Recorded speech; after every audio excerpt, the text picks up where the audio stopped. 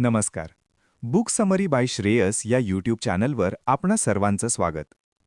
आज आपण एका अशा पुस्तकाबद्दल बोलणार आहोत ज्याने खरं तर आधुनिक भारतीय इतिहासाच्या एका मोठ्या प्रवासाची म्हणू शकतो की सुरुवात केली आहे. हो, आणि हे पुस्तक आहे कृष्णराव अर्जुन केळुस्कर लिखित गौतम बुद्धांचे चरित्र. हे साधंसुधं पुस्तक नाहीये. अजिबात नाही. साधारण 125 वर्षांपूर्वी लिहिलेलं मराठीतलं पहिलंच बुद्ध चरित्र. पण याचं महत्त्व फक्त तेवढंच नाहीये. अगदी. आज आपण हेच समजून घेणार आहोत की या एका पुस्तकाचं ऐतिहासिक महत्त्व काय आहे आणि त्याचा डॉक्टर बाबासाहेब आंबेडकरांच्या विचारांवर इतका खोल परिणाम कसा झाला. चला मग यात जरा खोलवर शिरूया. या पुस्तकाची आणि डॉक्टर आंबेडकरांची पहिली भेट हाच एक ऐतिहासिक क्षण आहे. 1907 सालची गोष्ट ही, बरोबर? हो, 1907. तरुण भीमराव मॅट्रिकची परीक्षा खूप चांगल्या गुणांनी पास झाले होते आणि त्यांच्या कौतुकासाठी एका सत्कार समारंभाचं आयोजन केलं होतं. आणि त्याच समारंभात त्यांचे शिक्षक आणि या पुस्तकाचे लेखक दादा केळुस्कर यांनी त्यांना हे पुस्तक भेट दिलं. ही फक्त एक भेट नव्हती. बाबासाहेबांनी स्वतः ह्याबद्दल लिहून ठेवलं आहे. काय म्हणाले ते? ते म्हणतात, दादा केळुस्करांनी दिलेल्या पुस्तकामुळे मी बुद्धांकडे वळलो. अच्छा. बुद्ध आणि त्यांचा धम्म यांच्यात रस घेण्याची ही माझी सुरुवात होती. म्हणजे विचार करा, या एका घटनेने त्यांच्या 50 वर्षांच्या वैचारिक प्रवासाचा पाया घातला. आणि याच प्रवासाची परिणती 1956च्या धम्मक्रांतीत झाली. अगदी. एका पुस्तकाने 50 वर्षांच्या प्रवासाची दिशा ठरवली. हे खरंच अविश्वसनीय आहे. पण मला एक विचारायचं आहे की ज्या काळात हे पुस्तक लिहिलं गेलं तो काळ कसा होता? तो काळ खूपच वेगळा होता. म्हणजे त्या काळात बुद्धांवर लिहिणं किती स्वाभाविक होतं? स्वाभाविक? अजिबात नव्हतं. उलट खूपच गोंधळाचं वातावरण होतं. म्हणजे बघा, त्या काळात संत तुकारामांना टाळकुटे म्हणून हिणवणारे लोक होते. काही इतिहासकार तर शिवाजी महाराजांना लुटारू म्हणण्याचं धाडस करत होते. अरे बापरे. अशा वातावरणात अशा वैचारिक गोंधळात केळुस्करांनी एका विस्मृतीत गेलेल्या विचारवंतावर म्हणजे बुद्धांवर पहिलं मराठी चरित्र लिहिलं. हे खूप मोठं धाडस होतं. नक्कीच. आणि अडचण फक्त सामाजिक वातावरणाची नव्हती, भाषेचीही होती. भाषेची म्हणजे? आज आपल्याला बौद्ध धर्मातले पंचशील, अष्टांग मार्ग किंवा तथागत हे शब्द अगदी परिचयाचे आहेत की नाही? हो, अगदी. पण केळुस्करांच्या मूळ लेखनात हे शब्द सापडत नाहीत, कारण ही परिभाषा तेव्हा मराठीत रुळलेलीच नव्हती. खरंच इतकी प्राथमिक अवस्था होती तेव्हा. हो. गंमत म्हणजे बौद्ध धर्माचे मोठे अभ्यासक धर्मानंद कोसंबी त्यांना सुद्धा सुरुवातीला पाली ही कोणती तरी परदेशी भाषा आहे असं वाटायचं. अच्छा. यावरून त्या काळातल्या स्थितीची कल्पना येते. मग ह्या सगळ्या मर्यादा असूनही त्या पुस्तकात असं काय होतं जे तरुण भीमरावांच्या मनाला इतकं भिडलं? याचं कारण केळुस्करांच्या दृष्टिकोनात आहे. त्यांनी बुद्धांकडे एक भक्त म्हणून नाही पाहिलं, तर एक अभ्यासक म्हणून. अगदी. त्यांनी संस्कृत आणि इंग्रजी ग्रंथांचा आधार घेतला आणि त्यामुळे त्यांनी चमत्कारांवर किंवा श्रद्धांवर भर देण्याऐवजी थेट बुद्धांच्या शिकवणीचा गाभा पकडला. आणि तो गाभा नेमका काय होता? कशावर लक्ष केंद्रित केलं त्यांनी? त्यांनी ईश्वर, आत्मा, स्वर्ग, नरक, पुनर्जन्म यासारख्या तात्विक चर्चांना अप्रस्तुत ठरवलं. अप्रस्तुत म्हणजे गैरलागू? हो. बुद्धांच्या मते या चर्चा माणसाच्या मूळ दुःखावर उपाय नाहीत. त्यांनी भर दिला तो माणसांतील नैतिक संबंधांवर, ज्याला त्यांनी चारित्र्य म्हटलं. म्हणजे पारलौकिक गोष्टींऐवजी या जगात माणसाने माणसाशी कसं वागावं यावर भर दिला? अगदी बरोबर. आणि याच शुद्ध नैतिक विचाराने तरुण भीमरावांच्या मनावर खूप खोल संस्कार केला असावा. पण हे पुस्तक फक्त उत्तर देत नाही. मग ते एक मोठा प्रश्नही निर्माण करतं. या पुस्तकाच्या प्रस्तावनेत दत्ता भगत यांनी एक सुंदर मुद्दा मांडलाय. कोणता प्रश्न? हे चरित्र वाचल्यावर मनात एक वैचारिक संघर्ष उभा राहतो. तो नेमका काय संघर्ष आहे? संघर्ष असा आहे की एकीकडे बुद्धांनी सांगितलेली नैतिक मूल्य आणि ही चारित्र्याची संकल्पना ही आपल्याला पूर्णपणे पटते, आकर्षक वाटते. हो, ती तर पटतेच. पण दुसरीकडे बुद्ध ज्या तात्विक चर्चांना म्हणजे ईश्वर, आत्मा यांना अप्रस्तुत मानून बाजूला ठेवतात, त्याच गोष्टींना आपण आपल्या वैयक्तिक आयुष्यात खूप महत्वाचं, आदराचं स्थान देतो. बरोबर. हा खरंच विचार करायला लावणारा प्रश्न आहे. म्हणजे बुद्धांची नैतिकता स्वीकारायची, पण त्यांनी नाकारलेली तत्वज्ञानाची चौकट तशीच ठेवायची, या दोन्ही गोष्टी एकाच वेळी स्वीकारण्यात काही आंतरविरोध आहे का? केळुस्करांचं 125 वर्षांपूर्वीचं पुस्तक आजही हा मूलभूत प्रश्न आपल्यासमोर ठेवतं. अशा राजपुत्राबद्दल बोलणार आहोत, ज्याच्याकडे सगळं काही होतं, ऐश्वर्य, कुटुंब, पण तरीही तो एका रात्री हे सगळं सोडून निघून गेला. तर आज आपण त्या कथेच्या, म्हणजे सिद्धार्थ गौतमाच्या महाभिनिष्क्रमणाच्या कथेच्या थोडं आत डोकावणार आहोत. हो, आणि ही केवळ घर सोडण्याची गोष्ट नाहीये. ही गोष्ट आहे दुःख या संकल्पनेशी झालेल्या पहिल्या थेट भेटीची. अच्छा. म्हणजे बघा, राजा शुद्धोधनाने सिद्धार्थासाठी एक असं जग, एक सुरक्षित कवच निर्माण केलं होतं जिथे दुःखाला प्रवेशच नव्हता. त्यामुळे जेव्हा त्याचा जगातल्या अटळ सत्यांशी सामना झाला तेव्हा तो धक्का खूप मोठा होता. म्हणजे सुरुवातच त्या विश्रामवन नावाच्या उपवनापासून होते, जे एक प्रकारचं परफेक्ट बबल होतं. अगदी. तिथे म्हातारपण नाही, आजारपण नाही, काहीच नाही. पण तरीही त्याच्या मनात त्या सोन्याच्या पिंजऱ्याबाहेरचं जग पाहण्याची उत्सुकता होती. आणि मग तो दिवस येतो जेव्हा तो पहिल्यांदा शहरात जातो. हो, आणि राजाच्या इतक्या व्यवस्थेनंतरही त्याची नजर एका वृद्ध जर्जर माणसावर पडतेच. म्हणजे त्याने याआधी असं काही कधीच पाहिलं नव्हतं. कधीच नाही.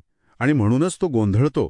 त्याचं वाकलेलं शरीर, सुरकुतलेला चेहरा, हे सगळं पाहून तो आपला सारथी छंदा याला विचारतो, अरे हे माणसासारखं काय दिसतंय? आणि छंदाचं उत्तर ऐकून त्याला केवळ धक्का बसत नाही, तर मला वाटतं त्याच्या मनात अनित्यता किंवा इम्परमनन्स या संकल्पनेचं पहिलं बीज रोवलं जातं. बरोबर. जे आज तरुण आहे ते उद्या असणार नाही, ही जाणीव त्याच्या सुरक्षित जगाला पहिला तडा देते. आणि मग त्याला राजवाड्याचं सुख विष वाटू लागतं. पण हे तर फक्त पहिलं दृश्य होतं. दुसऱ्यांदा बाहेर पडल्यावर त्याला याची तीव्रता आणखी जाणवते. यावेळी त्याला काय दिसतं? यावेळी त्याला एक आजारी, वेदनेनं विव्हळणारा माणूस दिसतो. आणि त्यानंतर लगेचच एक प्रेतयात्रा. इथे मला एक प्रश्न पडतो. एक राजपुत्र म्हणून त्याला आजारपणाबद्दल काहीच माहिती नव्हती, हे खरं वाटत नाही? नाही, मुद्दा तो नाहीये. ओके. मुद्दा आजार पाहण्याचा नव्हता, तर त्यामागची असहाय्यता पाहण्याचा होता, की राजशाही ताकद आणि संपत्तीसुद्धा या वेदनेपुढे काहीच कामाची नाही. अच्छा. आणि छंद त्याला सांगतो की रोग हा सापाप्रमाणे कधीही कोणालाही दंश करू शकतो. आणि मृत्यू तर अंतिम सत्य आहे. जन्माला आलेल्या प्रत्येकाचा शेवट असाच होणार आहे. हे वाक्य खूप महत्वाचं आहे. हो, कारण या वाक्याने सिद्धार्थाला दुःखाच्या सार्वत्रिक स्वरूपाची जाणीव होते. It is universal. म्हणजे आता त्याने दुःखाची 3 रूपं पाहिली आहेत: वार्धक्य, व्याधी आणि मृत्यू. तो पूर्णपणे अडकल्यासारखा झाला असेल की नाही? अगदी. पण मग त्याला यातून बाहेर पडण्याचा एक मार्ग दिसतो. चौथ्या दृश्यात. ते म्हणजे जेव्हा तो एका शांत, तेजस्वी चेहऱ्याच्या यतीला, म्हणजे श्रमणाला पाहतो. त्याला प्रश्न पडतो की जगात इतकं दुःख असताना हा माणूस इतका शांत कसा? आणि तो यती सांगतो की मी या जगातील दुःखातून मोक्ष मिळवण्यासाठी गृहत्याग केला आहे. आणि इथे सिद्धार्थाला पहिल्यांदा आशेचं किरण दिसतो. हो, दुःखावर मात करण्याचा एक मार्ग दिसतो. आणि त्याच रात्री तो निर्णय घेतो. पण कुटुंबाबद्दल, आपल्या नवजात मुलाविषयी त्याच्या मनात काहीच द्वंद्व नसेल का? नक्कीच असणार. स्रोत सांगतात की तो झोपलेल्या पत्नी यशोधरा आणि मुलगा राहुलला शेवटचा पाहतो. अच्छा. मुलाचं चुंबन घेण्याचा मोहसुद्धा तो टाळतो, कारण त्याला भीती वाटते की यशोधरा जागी होईल आणि त्याचा निश्चय डळमळीत होईल. म्हणजे हा त्याग थंडपणाचा नाही, तर अत्यंत कठोर निश्चयाचा आहे. त्याला कळून चुकलं होतं की ज्या कौटुंबिक प्रेमात तो गुंतला आहे ते सुद्धा अनित्य आहे आणि अंतिमता दुःखालाच कारणीभूत ठरणार आहे. आणि मग तो एका रात्रीत राजकुमार ते भिक्षू बनतो. हो, राजेशाही वस्त्र काढतो, केस कापतो आणि एका शिकाऱ्याकडून भगवी वस्त्रे घेतो. पण जाताना त्याने वडिलांसाठी जो निरोप दिला तो खूप महत्वाचा आहे. खूपच. तो छंदाला सांगतो, त्यांना सांगा की मी स्वर्गप्राप्तीसाठी किंवा तुमच्याविषयी प्रेम नसल्याने घर सोडले नाही. तर जरा मरणाचा, म्हणजे वृद्धत्व आणि मृत्यूचा नाश करण्याचा मार्ग शोधण्यासाठी निघालो आहे. बरोबर. त्याचं ध्येय अगदी स्पष्ट होतं. तर राजवाड्याच्या सुरक्षित भिंतींपासून ते जंगलातील अनिश्चितेपर्यंतचा हा प्रवास, या सगळ्याचा नेमका अर्थ काय? ही कथा म्हणजे ती फक्त एका ऐतिहासिक घटनेपुरती मर्यादित नाही. ती आपल्याला आयुष्यातल्या मोठ्या प्रश्नांना सामोरे जाण्याची आठवण करून देते. बरोबर. आपण अनेकदा हे प्रश्न टाळतो, पण वृद्धत्व, आजारपण, मृत्यू हे कधी ना कधी आपल्यासमोर उभं ठाकतंच. तेव्हा आपण काय करतो? आणि मला आठवतंय, जेव्हा त्याचे वडील आणि मंत्री त्याला परत बोलवायचा प्रयत्न करतात, तेव्हा सिद्धार्थ म्हणतो, धर्मप्राप्तीसाठी कोणताच काळ अयोग्य नसतो. यावर विचार करण्यासारखा आहे. आयुष्यातील महत्वाच्या सत्याचा शोध घेण्यासाठी खरोखरच एखादी योग्य वेळ असते का, की प्रत्येक क्षणच योग्य असतो? बुद्ध एक संघटक म्हणून कसे होते? म्हणजे एक विचार तो एका संस्थेमध्ये कसा बदलला जो 2500 वर्षांनंतरही टिकून आहे? हो, आणि हा खूप खूप महत्वाचा मुद्दा आहे. कारण काय ना, बुद्धांच्या आधी अनेक विचारवंत होते. ते मोक्षासाठी देहदंडन किंवा कठोर तपश्चर्येचा मार्ग सांगायचे, म्हणजे स्वतःला शक्य तितका त्रास द्यायचा. बरोबर. पण बुद्धांनी हीच गोष्ट नाकारली आणि मध्यम मार्गाचा पुरस्कार केला. त्यांना हे कळलं होतं की जर विचार टिकवायचा असेल तर तू मानवी स्वभावाला धरून असला पाहिजे. आणि याची उदाहरणं तर सुरुवातीपासूनच दिसतात नाही का? मला आठवतंय सुरुवातीला भिक्षू स्मशानातून किंवा उकिरड्यावरून फाटकी वस्त्र आणून वापरायचे, पण त्यामुळे ते आजारी पडू लागले. अगदी. आणि तेव्हा बुद्धांनी त्यांना व्यवस्थित झगे म्हणजे वस्त्रे वापरण्याची परवानगी दिली. हो. इतकंच नाही तर आजारी पडल्यावर औषधोपचार करण्याची आणि पायात पादत्राणे घालण्याचीही परवानगी दिली. हे वरवर साधा वाटेल, पण यामागे एक मोठा विचार दिसतो. हो ना, धर्माचा प्रसार करण्यासाठी शरीर निरोगी आणि कार्यक्षम असणं गरजेचं आहे. ती विणेची तार जशी असते ना, खूप ढिली किंवा खूप ताणलेली असून चालत नाही. शरीर हे त्या तारेसारखं आहे. हीच त्यांची व्यावहारिकता होती. पण मला वाटतं ही व्यावहारिकता सगळ्यांनाच काही पटली नसेल. नाही. आणि इथूनच देवदत्ताचा मुद्दा येतो. जो बुद्धांचा चुलत भाऊ होता, त्याला हे सगळं खूपच सौम्य वाटत होतं. अगदी बरोबर. देवदत्ताने तर बंडखोरीच केली. त्याने स्वतःचे 5 कठोर नियम पुढे आणले. जसं की भिक्षूंनी आयुष्यभर फक्त झाडाखाली राहावं, फक्त भिक्षा मागूनच खावं आणि कधीही मांस मासे खाऊ नयेत. म्हणजे त्याचा युक्तिवाद असा होता की खरा त्याग हा असाच असायला हवा. हो, पण बुद्धांनी ते नियम नाकारले. का? त्यांना असं वाटायचं की असे कठोर नियम ते सगळ्यांनाच पाळता येणार नाहीत आणि ते निर्वाणाच्या मार्गात अडथळा ठरतील. प्रत्येकाला आपल्या क्षमतेनुसार मार्ग निवडण्याचं स्वातंत्र्य हवं. म्हणजे बुद्धांचा दृष्टिकोन हा होता की नियम हे साधनेसाठी आहेत, साधन हे नियमांसाठी नाही. पण देवदत्ताच्या या कठोर नियमांकडे काही लोक आकर्षित झाले असतीलच ना? नक्कीच. काही भिक्षू त्याच्या बाजूने गेले. इथेच एका मोठ्या संस्थेमधला संघर्ष दिसतो. देवदत्ताने तर पुढे जाऊन राजा अजातशत्रूच्या मदतीने बुद्धांना मारण्याचाही प्रयत्न केला, पण ते अयशस्वी ठरले. या मतभेदांवरूनच मला कौशांबीची घटना आठवते. तिथे 2 भिक्षू गटांमध्ये एका क्षुल्लक कारणावरून मोठा वाद झाला होता. तेव्हा बुद्धांनी काय भूमिका घेतली? त्यांनी कोणाचीही बाजू घेतली नाही. उलट दोन्ही गटांना एकत्र बसून शांतपणे एकमेकांचं म्हणणं ऐकून घेण्याचा सल्ला दिला. वरवरची एकता लादण्यापेक्षा खरी समज निर्माण करणं महत्वाचं आहे, हा त्यांचा दृष्टिकोन होता. संस्थेत मतभेद कसे हाताळावेत याचा हा एक उत्तम वस्तुपाठ आहे. कारांनीच प्रभावित होतात, पण बुद्धांनी तर त्यावर सक्त बंदी घातली होती. हो, ही खूपच रंजक गोष्ट आहे. एका शिष्याने मंत्रशक्तीने हवेत लटकलेलं चंदनाचं पात्र खाली आणलं. ही गोष्ट जेव्हा बुद्धांना समजली तेव्हा त्यांनी सगळ्यांसमोर ते पात्र फोडून टाकण्याचा आदेश दिला. काय? ते पात्र फोडून टाकलं? म्हणजे त्यांना चमत्कारांचा इतका तिरस्कार होता की त्यांनी स्वतःच्या शिष्याला जाहीरपणे ठूक ठरवलं? हो, कारण त्यांना वाटायचं की अशा गोष्टींनी लोक व्यक्तीकडे आकर्षित होतात, विचारांकडे नाही.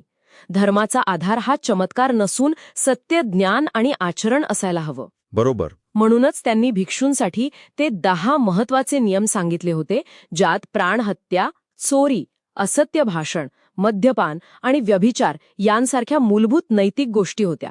हे नियमच संघाला एकत्र बांधून ठेवणारे आधारस्तंभ होते. तर या सगळ्या चर्चेतून एक गोष्ट स्पष्ट होते. बुद्धांनी केवळ एक अमूर्त तत्वज्ञान नाही, तर एक व्यावहारिक, लचिक आणि मानवी मर्यादा समजून घेणारी संस्था उभी केली. अगदी. त्यांनी कठोरता आणि अतिभोग या दोन्ही टोकांना टाळून मध्यम मार्गावर भर दिला. माणसं चुका करतात, त्यांच्यात मतभेद होतात, पण संवाद आणि समजेतून मार्ग काढता येतो हा विश्वास त्यांनी दिला, जो आजही तितकाच समर्पक वाटतो, नाही का? खरे. आणि जाता जाता ऐकणाऱ्यांसाठी एक विचार सोडून जातो. बुद्धांनी आपल्या उत्तराधिकाऱ्याला धर्मोपदेश कसा करावा याबद्दल सविस्तर मार्गदर्शन केलंय. त्यात ते म्हणतात, असाधारण सहिष्णुता आणि धैर्य हीच तथागताची वस्त्रे आहेत. आजच्या काळात जिथे वादविवाद आणि मतभेद इतके तीव्र झाले आहेत, तिथे संवादाचं हे तत्व किती महत्वाचं ठरतं. एका राजकुमाराने दुःखाचा अंत शोधण्यापासून ते संपूर्ण आशियात पसरण्यापर्यंत. आणि सुरुवातच एका विलक्षण दाव्याने होते.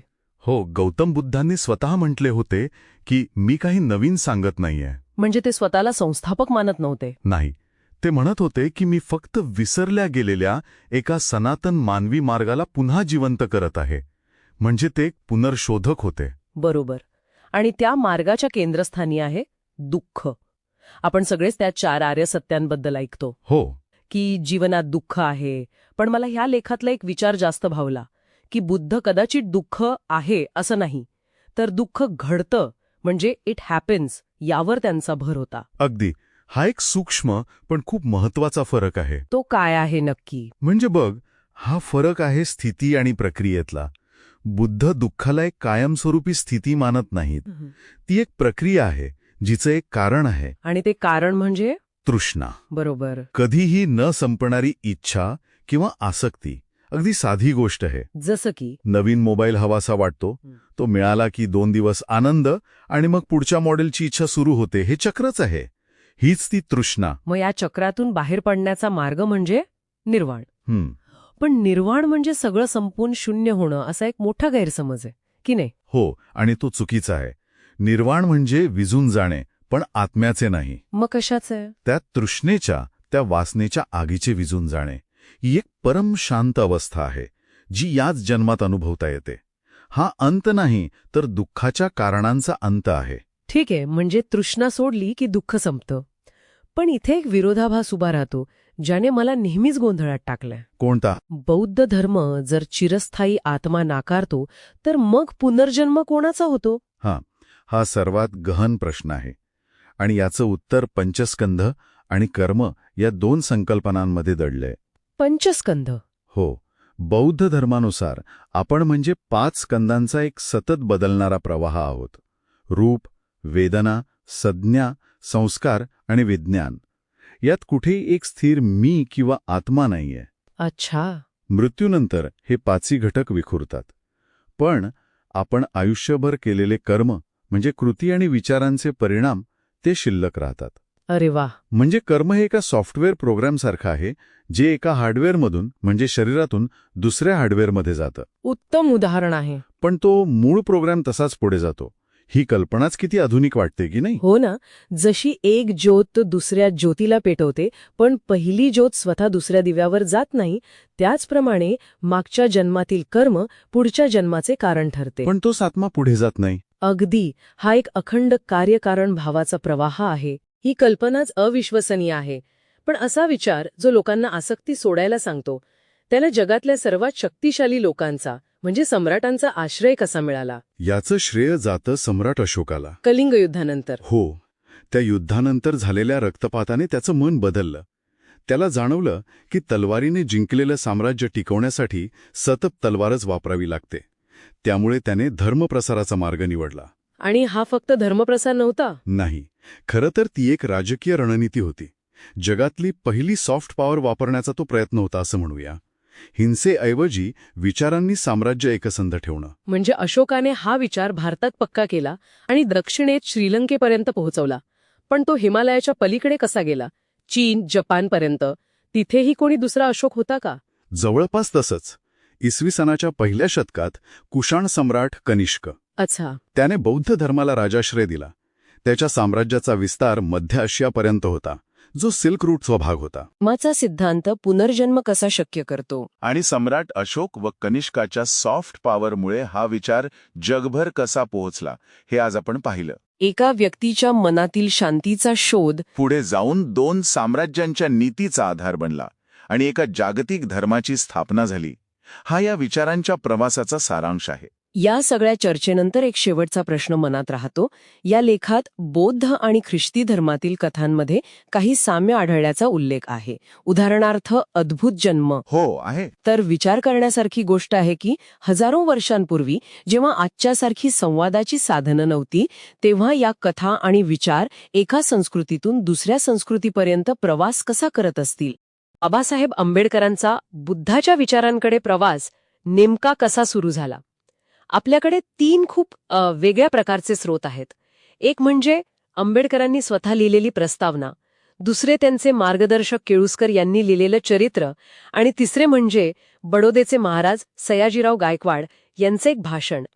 या तिन्ही तुकड्यांना जोडून पाहूया की काय चित्र समोर येतंय. आणि यातली सगळ्यात इंटरेस्टिंग गोष्ट ही आहे की हे 3 स्रोत म्हणजे जणू काही 3 वेगळे कॅमेरे आहेत. अच्छा. हो, एकातून आंबेडकरांचा स्वतःचा आतला आवाज ऐकू येतो, दुसऱ्यातून त्यांना जवळून पाहणाऱ्या व्यक्तीचं निरीक्षण दिसतं, आणि तिसऱ्यातून त्या काळातल्या एका राजाची विचारसरणी. अगदी. आणि या तिन्हींना एकत्र आणल्यावरच त्या प्रवासाची खरी खोली लक्षात येते. या सगळ्याची सुरुवात तर त्यांच्या घरातच झाली होती, नाही का? बरोबर. त्यांच्या आणि वडिलांच्या नात्यात एक वैचारिक ठिणगी होती. त्यांचे वडील कबीरपंथी होते. हो, म्हणजे ते जातपात न मानणाऱ्या संत कबीरांचे अनुयायी होते. पण गंमत म्हणजे अशा सुधारक परंपरेत असूनही ते आंबेडकरांना रामायण महाभारत वाचायला लावायचे. आणि त्यांचा हेतू चांगला होता की नाही, की मुलामध्ये न्यूनगंड येऊ नये. हो, पण झालं उलटच. आंबेडकरांना भीष्म, द्रोण किंवा कृष्ण यांसारखी पात्र अजिबातच भावली नाहीत. का? त्यांच्या मते ही पात्र आदर्श नव्हती, उलट फसवेगिरी करणारी आणि पाखंडी होती. म्हणजे इथेच त्यांच्यातल्या बंडखोरीचं पहिलं बीज रोवलं गेलं. वडिलांशी थेट वैचारिक संघर्ष. अगदी. आणि याच पार्श्वभूमीवर ती निर्णायक घटना घडली. जेव्हा ते इंग्रजीत 4थीत पास झाले तेव्हाची त्यांच्या सत्कारासाठी एक सभा झाली होती. हो, आणि त्या सभेला अध्यक्ष म्हणून आले होते कृष्णाजी अर्जुन केळुस्कर. आणि ती भेटच सगळं बदलून गेली. हो ना. केळुस्करांनी त्यांना स्वतः लिहिलेलं गौतम बुद्धाचे चरित्र हे पुस्तक भेट दिलं. आंबेडकरांनी नंतर लिहिलंय की या पुस्तकाने त्यांच्या मनावर इतका खोल परिणाम केला. आणि तिथूनच त्यांचा बुद्धांकडे वळण्याचा प्रवास खऱ्या अर्थाने सुरू झाला. एका पुस्तकाने विचारांची दिशाच बदलून टाकली. बरोबर. पण केळुस्करांची भूमिका फक्त एक पुस्तक देऊन संपली नाही, ही गोष्ट मला अविश्वसनीय वाटते. म्हणजे एका शिक्षकाने एका हुशार विद्यार्थ्यासाठी थेट राजाकडे जाऊन मदत मागितली. त्या काळात हे किती धाडसाचं काम असेल. खूप मोठं धाडस होतं. आंबेडकरांच्या वडिलांची आर्थिक परिस्थिती म्हणजे बेताची होती हे लक्षात आल्यावर केळुस्करांनीच त्यांना महाराज सयाजीराव गायकवाडांकडे नेलं. अच्छा. त्यांनी महाराजांना पटवून दिलं आणि आंबेडकरांसाठी दरमहा 25 रुपयांची शिष्यवृत्ती मिळवून दिली. ती शिष्यवृत्ती नसती तर कदाचित पुढचं शिक्षणच झालं नसतं. पण महाराज सयाजीराव गायकवाड इतक्या सहजतेने का तयार झाले? आणि गंमत म्हणजे हे सयाजीराव महाराजांच्या विचारांमध्ये अगदी फिट बसत होतं. कसं काय? त्यांच्या भाषणातून आपल्याला कळतं की त्यांना बुद्धाच्या विचारांबद्दल प्रचंड आदर होता. ते म्हणायचे की माणसाची योग्यता जन्मावरून नाही तर त्याच्या कर्मावरून ठरते. म्हणजे प्रगती नशिबाने नाही तर प्रयत्नांनी होते. बरोबर. हा बुद्धाचा विचार त्यांना खूप महत्वाचा वाटायचा आणि म्हणूनच त्यांनी आपल्या राज्यात सगळ्यांसाठी सक्तीचं शिक्षण सुरू केलं. त्यांना माहीत होतं की शिक्षणाशिवाय देशाची प्रगती अशक्य आहे. आणि याच पाठिंब्याचं आंबेडकरांनी सोनं केलं. केळुस्करांच्या चरित्रातला तो उल्लेख मला खूप भावतो. अमेरिकेत दिवसाला 18 तास अभ्यास. अविश्वसनीय आहे. म्हणजे झोप आणि जेवण वगळता बाकी फक्त अभ्यास. हो, आणि त्यांची करमणूक काय होती माहितीये? जुनी पुस्तकं विकत घेणं. अच्छा. म्हणजे आजच्या काळात जसं आपण शॉपिंगला जातो तसं ते सेकंड हँड बुकस्टोअरमध्ये रमायचे. यातूनच त्यांची ज्ञानाची भूक दिसते. पण खरा ट्विस्ट तर पुढे होता. इतकं शिकून जेव्हा ते बडोद्याला परत आले तेव्हा त्यांना डोक्यावर घेतलं गेलं असेल नाही? अजिबात नाही. उलट तिथे त्यांना अस्पृश्यतेचा सगळ्यात वाईट अनुभव आला. अरे देवा. ऑफिसमधले शिपाई त्यांच्यावर फाईल्स फेकून मारायचे. त्यांना राहायला साधी खोलीही कोणी देईना. म्हणजे ज्या राजाच्या पैशावर ते शिकले त्याच राज्यात त्यांना माणूस म्हणून वागणूक मिळत नव्हती. हो, आणि हा विरोधाभास त्यांच्या जिवारी लागला. ज्या शिक्षणाने त्यांना जगाकडे पाहण्याची नवी दृष्टी दिली त्याच शिक्षणाने त्यांच्या समाजावर होणाऱ्या अन्यायाची तीव्रता अधिक स्पष्टपणे दाखवून दिली. अगदी बरोबर. आणि त्याच क्षणी त्यांनी निर्णय घेतला. मोठी सरकारी नोकरी सोडून दिली आणि आपलं आयुष्य समाजाच्या उद्धारासाठी वाहून घेण्याचा निश्चय केला. त्या अपमानानेच त्यांच्या पुढच्या कार्याची दिशा निश्चित केली. हो. तर या 3 स्रोतांना एकत्र पाहिल्यावर एक विलक्षण सूत्र समोर येतं. काय? आंबेडकरांचा प्रवास हा निव्वळ एका व्यक्तीचा नाही तर तो घरातून सुरू झालेली वैचारिक बंडखोरी, अधिक योग्य वेळी मिळालेलं मार्गदर्शन आणि दूरदृष्टीचा राजाश्रय. बरोबर. यापैकी एक जरी दुवा नसता तर कदाचित आजचा इतिहास खूप वेगळा असता. आणि हे आपल्याला एका मोठ्या प्रश्नाकडे घेऊन जातं. कोणता प्रश्न? की आपल्या आजूबाजूला कितीतरी हुशार आणि बंडखोर तरुण असतील, पण त्यांना योग्य वेळी केळुस्करांसारखा मार्गदर्शक किंवा गायकवाडांसारखा समर्थक मिळाला नाही तर इतिहासाच्या अशा कितीतरी शक्यता आपण रोज गमावत असू. असेच नवनवीन व्हिडिओ पाहण्यासाठी माझ्या चॅनलला सबस्क्राईब करा, लाईक करा आणि इतरांनाही शेअर करा. धन्यवाद.